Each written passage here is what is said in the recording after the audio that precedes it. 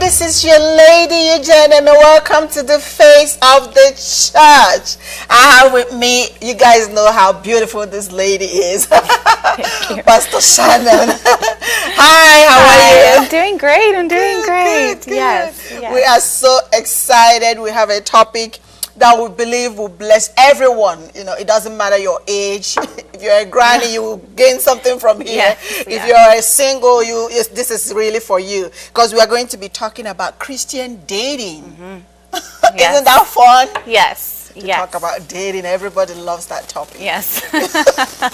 That's true. But today we're actually going to be speaking from a Christian perspective. You know, that's what we are here for. You know, the secular world can talk about dating all they want, but we know how and what it is, how it should be done. So that's what we want to touch today. You know, and this keys into, you know, we dealt with domestic violence the last time. Actually, that's where this topic, you know, got out from, because we want people to now know how to actually the path to a healthier relationship. And it starts with dating, Right. isn't it? Yes. So, and we are going to be talking about dating from a Christian perspective. So, what do we even mean by Christian dating? Is there anything like that? Yeah. Yes. Yes, definitely. I mean, there's a Christian form of living. So there has to be a Christian form of dating as well, because that's part of life. Yeah. So, We are so excited about this topic, and like, wow. Yeah, so when we say Christian dating, we actually just mean the biblical way to date, isn't it? yes. Yes. I read a really great article yesterday that talked about exactly this, Christian dating. And one of the things it touched on was God's standard of living. That's where Christian dating is birthed from.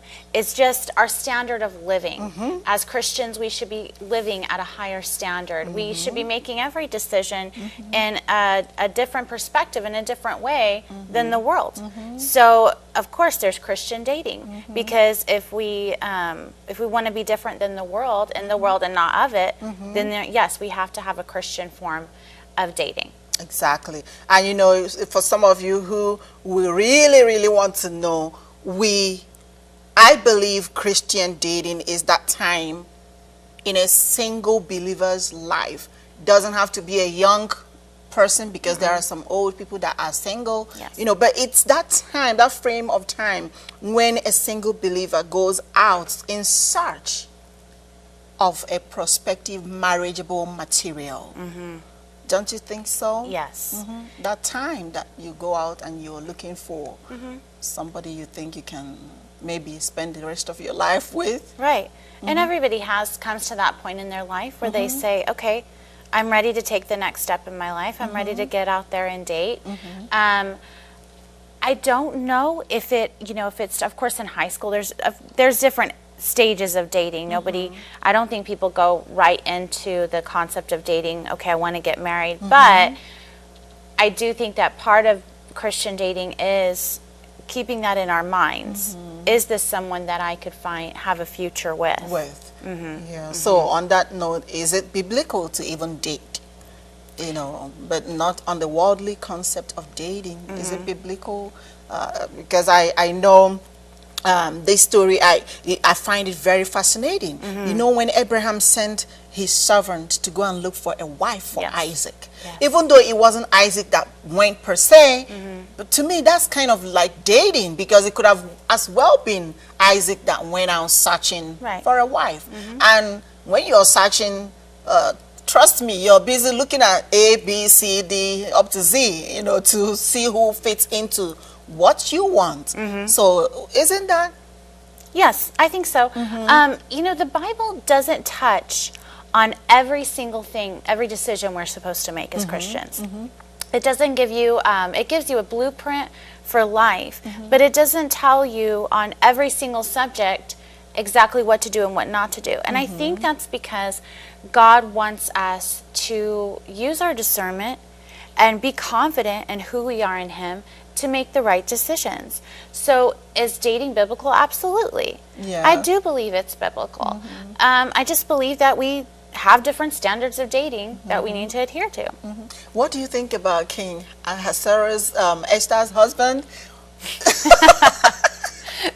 That man was, well, he's a king, so it's kind of modern day Bachelor, isn't it? Yeah, it was. It Bible really is was. just full. True. This Bible is just full of everything. It's true. We have everything. It's just the world has kind of twisted it and made it their own. It's time we're grabbing it back. Yes. We are grabbing it back. Can you imagine a king sitting down on his throne, sampling all the young ladies of the day? Yeah.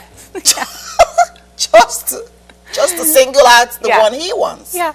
And for sure there must be something he was looking out for. Yeah. Yes. Probably he has his list. He wants them tall, he wants them skinny, he wants them that. That was what he was doing. Right. Exactly. Well, and that's what I love about the Bible. Everybody thinks it's boring, but it's so exciting. I mean, there is all kinds of stories and things in there that you can get. It's better than a novel. And yeah, I mean, everyone has a preference. Everyone has a list of things they want and they don't want. And that's exactly what he was probably doing. Looking through his list to say, okay, this is, she catches my eye. She is not at all going to cut it. Oh, this is so funny. But you see how the enemy hijacks all these things and makes it his own. Adds little perversion here and there. But this is something pure, a gift from the Lord. Amen. Everything is a gift from the Lord. Yes. Everything. Amen. If only we can grab it back and boldly live out the way the Lord has given us precepts. That's right.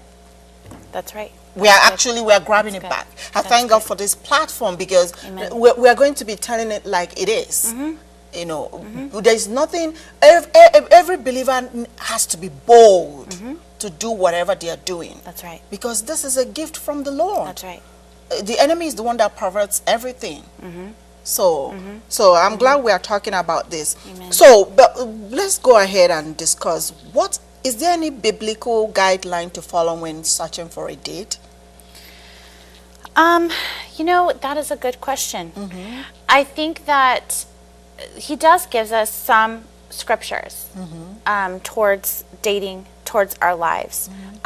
We see, of course, things that, do not be unequally yoked to an unbeliever. One. In fact, that's like the no. Right. And I think that's the big one. And then it says, do in everything you do, in word or deed, to glorify God. So with those two things, we should be able to determine, okay, here's how I date, here's how I don't date. I mean, Christians are smart. We have the mind of Christ. We can discern good and evil. We can discern what is light and what is darkness. So when we go into a dating situation, we need to be confident in that ability to say, yes, I know, this is what I should be doing. This is what I shouldn't be doing. This is what I should be looking for. This is what I should not be looking for. And trust in that. Trust in that process, that if you are, leaning towards the light, that God's going to bring the right person. It's going to happen.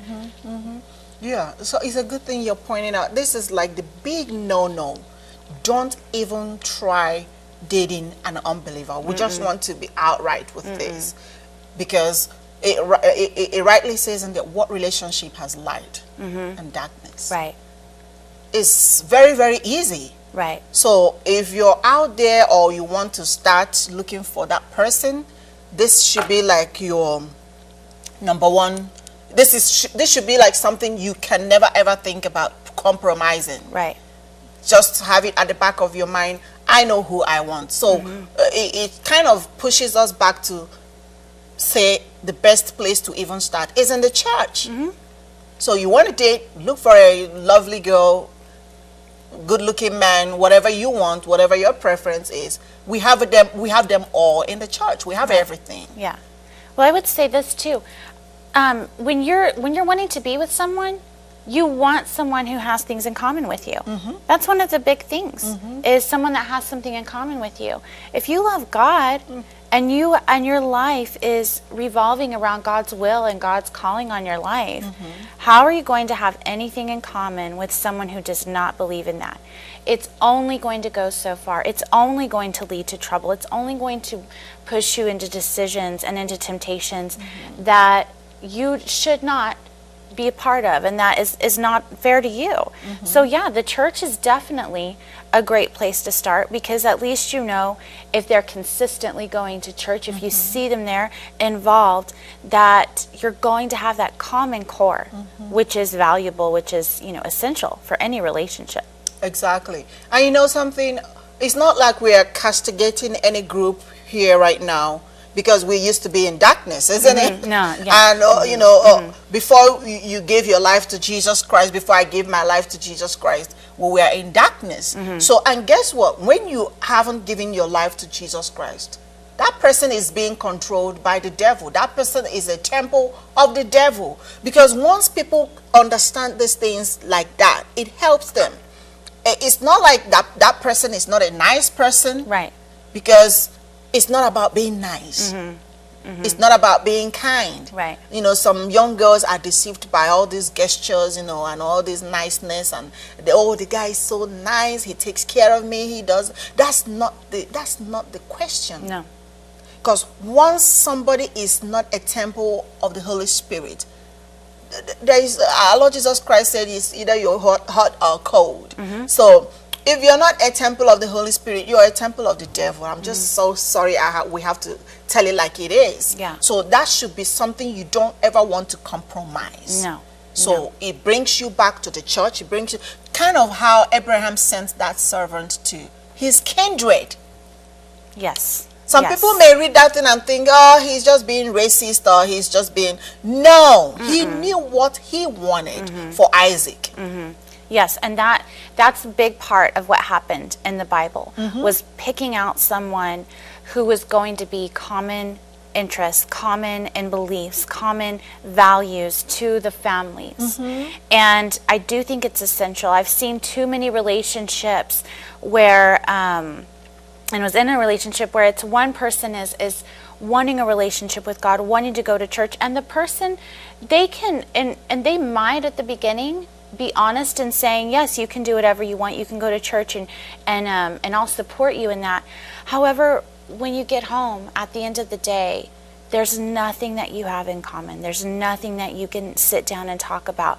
And it eventually will cause a rift in that relationship. You'll be pulling that person along to try to get them to love God when they didn't in the beginning. And it's not a fair start to you, to your future children. It just can cause a lot of problems. Yeah, we kind of have Brother Samson to to learn from.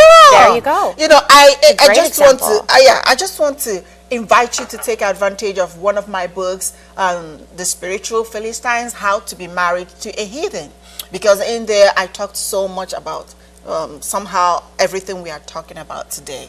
Samson went and got married to this Philistines, the geographical Philistines in those days, outside of his kindred. Yes. See what happens to him. It Yes. cost him so much. It cost him his life. It cost him so much. So on that note, you know, we just want our brothers and sisters to know that it is paramount. It is very essential for you to, once you are ready to make that move to start dating, make sure it is in the church. We are not being racist. We are not being, we are not separate. We are not kind of hating anyone. We're just saying what will give you life at the end of the whole thing. We are taking a little break, family. We'll be right back. Go tell a friend that we are on the Face of the Church. Thank you. Hi everyone, welcome family. We just took a little break. Welcome. We are talking about Christian dating. And we are encouraging our brothers and sisters to know that you have to start in the church. You know, if you're looking for a young girl, a single lady, single man to date, do it, everything let it be done in the church, because the Lord has given us a good guideline here. You do not take light and go and put it together with darkness. We belong to Jesus Christ, so, and that's it. You cannot take yourself and now go and become one with the temple of the devil. It's just as clear as it is. Amen. So we cannot do that. So can we really touch now on dating and courtship? Because sometimes people mistaken these two to be the same thing. They are not the same. No. They are not the same. Dating is, the world has really perverted dating. So many things goes on in there. But we'll touch on that later. But now we want to touch on what is the difference between courtship and dating. Yes. I think courtship is when you finally do decide, okay, this person is for me, and this person, I feel like God is telling me this person is the person for me, then you are, you take that next step into engagement and planning a future together. That's what I personally take courtship as. Yes, to be. Yeah, exactly. That's exactly what it is. That time you have narrowed all your search down to one person, and now you just want to know that person one-on-one. I kind of feel that was what Jacob and Rachel must have done in those days. Remember, he worked for Rachel's father for 7 years. Yes. So during those 7 years, I'm sure Jacob got to know Rachel a little more, even though he was kind of a love at first sight. I think during those 7-year period, he must have gotten to know this lady a little more, and probably fallen more in love with her. And the other way around too, Rachel got to know him, and so many things may have transpired, It's true. So that's true. So that made him really wanted to work for 7 years. Yes, 7 years is a long time. Can you imagine a man coming to work for your daddy for 7 years? No, that's true love. That's true love. and even the man made him do another 7 years. Yes. Totally, it was 14 years. Yeah, he really wanted her. He really wanted her. He did. Oh, this is insane. It's a love story. It's Big a love story. Time love story. It really is. So I believe that was what they did. Courtship. They got to know more and more and fell more and more in love.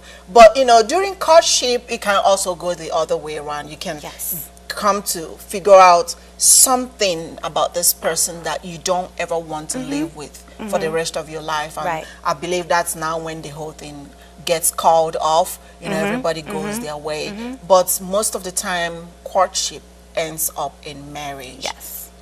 Because now you made up your mind, this is the right person. You get to know that person. But we want to advise people, though, during courtship, it's good for you to know the weakness, the strengths. That's right. Of whoever it is. And please don't write anybody off because of those weaknesses. Right. Because we all have them. We all have them. Because now if you go from A to B, probably you found out maybe the lady you are courting snores at night or all these little things. Right. Yeah, some people, that's a big issue for them. So if you find out now, you decide you don't want to be lying on the same bed with somebody that snores, and those are just little things that you can forego, that you can disregard, isn't it? Make a list. Make a list. I have a list of things that, I really do want in a husband, and things that are make or break. Things like snoring, things like, their big toe is smaller than their other toes. Those are things you can live with, please. If they're bringing you roses every day and they might have stinky feet, or they tell you can work with that. Or they tell boring stories. Yeah. Those are nothing. No, but things like, okay, he doesn't want children, I do want children. Oh, that is a big make or break, because, that's... If you want kids and he has no intention of wanting kids, then that is going to cause some problems down the road. Yes. Or probably you want to further your education and he doesn't want it. And I would also caution you on this. Courtship, like you're saying, is a time to get to know each other. It's a time to know further. Now, you should already be able to know this person. You don't just meet someone one day and say, okay, we're getting married because you have blonde hair, exactly what I've, always dreamed of. And you need to, be open to what God is telling you. Always be open to what God is telling you. Don't get it in your mind that you're supposed to marry somebody and ignore the red flags that God is showing you. Exactly. And don't also, because you're not, this guy is not doing A or B like you expected him, don't write him off. Right.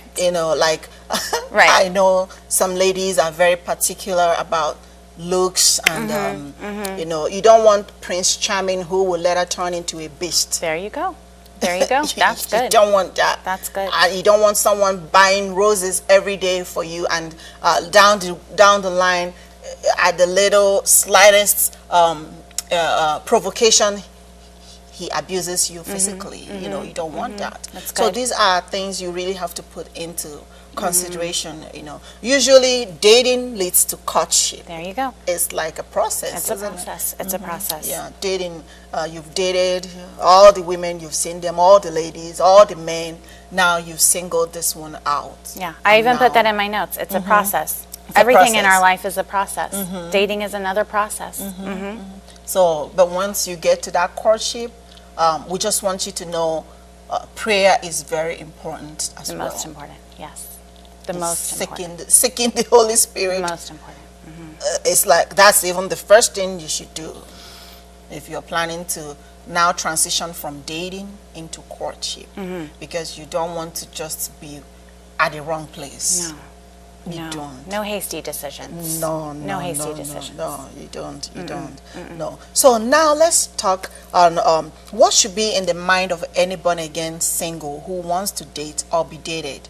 Should it always be courtship, or should it always be marriage, or should it just be game? We're having fun, even though it's Christian dating. What should be at the back of everyone's mind when they are dating? Yeah, that is a good question. Sometimes that's a hard question to answer. Yeah, because you're not just out there sampling women or sampling men. No, and of course, there's a Christian standard to all of it. But I do believe that you should go into any situation as, number one, you're going to have fun. You're going to take it one step at a time. This is what I tell my own children: one step at a time, one day at a time. You don't need to take it further than that. However, we always need to have our standards, and we always need to see, okay, can I see a future with this person? Because you don't know how you're going to feel. I mean, you could, in a couple of years or a couple of months, you could say, okay, this is getting pretty serious. And what are some of the factors to consider prior to even going into making yourself ready for dating? Like, for somebody, marriage readiness, spiritual and emotional maturity, financial readiness, because you don't just want to bring yourself into the dating scene and you don't have all these things settled. That's one mistake people make. We all made that mistake. You just jump into, you meet a guy or you meet a lady, you just jump in, this must be the right person. Meanwhile, probably you're still in school, you haven't even graduated, you don't have your bachelor's yet. Or if you have graduated, probably you don't have a job yet. And these are things you want them settled. You want them to be in place. So we want to advise them there has to be marriage readiness. You have to have your finances in order. You have to be emotionally, spiritually mature, before you get into the scene of dating. So what are some of the do's and don'ts for Christian dating? I would definitely say, okay, look at the scripture, what it says. Physically, you need to make sure that you have those standards. You need to make sure spiritually you have those standards.